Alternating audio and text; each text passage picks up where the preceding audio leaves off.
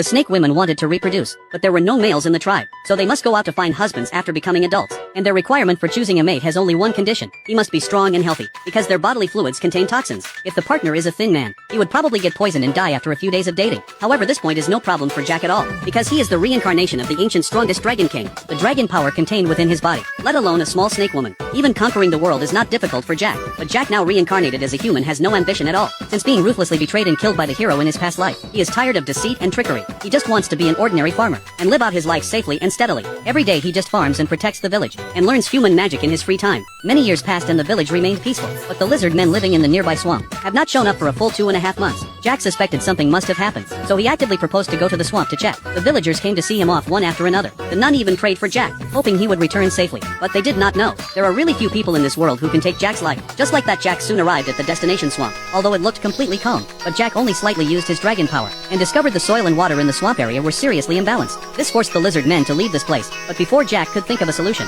a movement appeared around him. It must be some kind of monster. Jack immediately drew his sword and prepared to fight. However, what he never expected was the true face of the other party was just a cute adult snake woman.